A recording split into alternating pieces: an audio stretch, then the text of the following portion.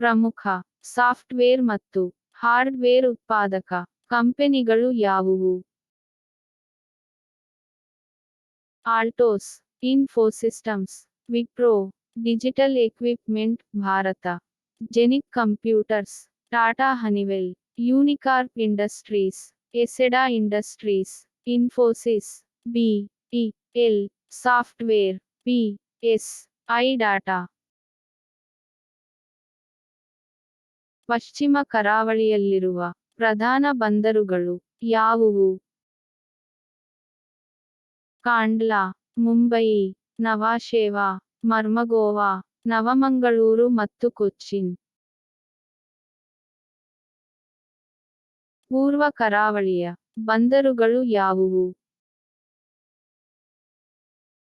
ತೂತುಕುಡಿ, ಚೆನ್ನೈ ಎನ್ನೂರ್, ವಿಶಾಖಪಟ್ಟಣಂ, ಪಾರಾದೀಪ್, ಹಾಲ್ಡಿಯಾ ಮತ್ತು ಕೋಲ್ಕತ್ತಾ.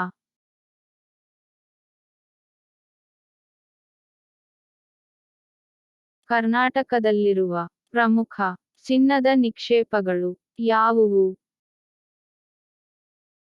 ಕೋಲಾರ, ರಾಯಚೂರು, ಚಿತ್ರದುರ್ಗ, ಧಾರವಾಡ, ಗದಗ, ಬಳ್ಳಾರಿ.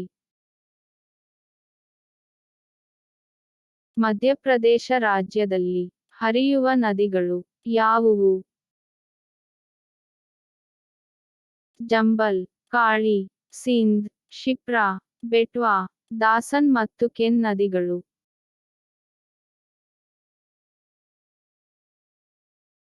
ಬನಾರಸ್ ಹಿಂದೂ ವಿಶ್ವವಿದ್ಯಾಲಯವು ಯಾವ ಪ್ರದೇಶದಲ್ಲಿದೆ? Varanasi.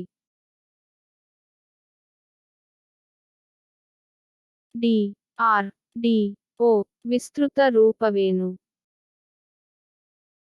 Defence research and development organisation. ಸಮಭಾಜಕ ವೃತ್ತ ಪ್ರದೇಶಗಳಲ್ಲಿ ಏಕೆ ಅಧಿಕ ಉಷ್ಣಾಂಶ ಕಂಡುಬರುತ್ತದೆ? ಸಮಭಾಜಕ ವೃತ್ತ ಪ್ರದೇಶಗಳು ಸೂರ್ಯನ ನೇರವಾದ ಕಿರಣಗಳನ್ನು ದೀರ್ಘಾವಧಿಯವರೆಗೆ ಪಡೆದುಕೊಳ್ಳುವುದರಿಂದ. ಪ್ರವಾಹ ಮೈದಾನಗಳೆಂದರೇನು? ನದಿಯು ಪ್ರವಾಹದ ರೂಪದಲ್ಲಿ ಹರಿಯುವಾಗ ನದಿಯ ದಡಗಳನ್ನು ದಾಟಿ ಸುತ್ತಲಿನ ಪ್ರದೇಶದ ಅಗಲಕ್ಕೂ ಹರಿದು ತನ್ನೊಡನೆ ಸಾಗಿಸಿ ತರುವ ಹೂಳು ಈ ಪ್ರದೇಶದಲ್ಲಿ ಸಂಚಯನವಾಗಿ ನದಿಯ ಎರಡೂ ದಡದ ಉದ್ದಕ್ಕೂ ಸಮತಟ್ಟಾದ ಮೈದಾನ ಸೃಷ್ಟಿಸುತ್ತದೆ. ಇದನ್ನೇ ಪ್ರವಾಹ ಮೈದಾನ ಎನ್ನುವರು. ಭಾರತ ಮತ್ತು ಅಫ್ಘಾನಿಸ್ತಾನ ನಡುವಿನ ಅಂತರರಾಷ್ಟ್ರೀಯ ಗಡಿರೇಖೆ ಯಾವುದು ಹಾಗೂ ಇದನ್ನು ಗುರುತಿಸಿದವರು ಯಾರು?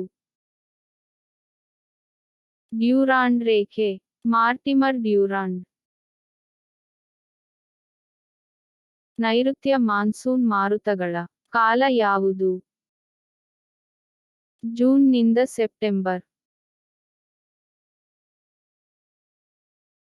ಭಾರತದಲ್ಲಿ 500 ಸೆಂ.ಮೀ ಗಳಿಗಿಂತ ಹೆಚ್ಚು ಮಳೆಯನ್ನು ದಾಖಲಿಸುವ 14 ಹವಾಮಾನ ಕೇಂದ್ರಗಳಿದ್ದು ಅವುಗಳಲ್ಲಿ 4 ಕರ್ನಾಟಕದಲ್ಲೂ ಇವೆ. ಅವುಗಳು ಯಾವುವು? ಶಿವಮೊಗ್ಗ ಜಿಲ್ಲೆಯ ಆಗುಂಬೆ, ಕೊಡಗು ಜಿಲ್ಲೆಯ ಮಡಿಕೇರಿ ತಾಲ್ಲೂಕಿನ ಭಾಗಮಂಡಲ, ಪುಲ್ಲಂಗೋತ್ ಹಾಗೂ ವಿರಾಜಪೇಟೆ ತಾಲ್ಲೂಕಿನ ಮಾಕುಟ್ಟ. ಇಂದು ಯಾವುದು ರಾಜ್ಯದ ಒಟ್ಟು ನೀರಾವರಿಯ ಅತಿಮುಖ್ಯ ಮೂಲವಾಗಿದೆ? ಬಾವಿಗಳು.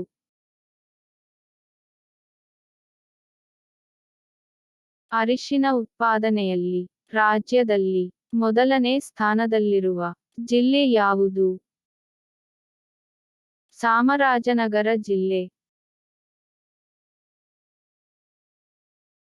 ರಾಜ್ಯದಲ್ಲಿ ಮೊದಲ ಕೋಳಿ ಸಾಕಾಣಿಕೆ ಕೇಂದ್ರವನ್ನು ಸರ್ಕಾರವು ಎಲ್ಲಿ ಸ್ಥಾಪಿಸಿತು? ಬೆಂಗಳೂರು ಬಳಿ ಹೆಸರಘಟ್ಟದಲ್ಲಿ.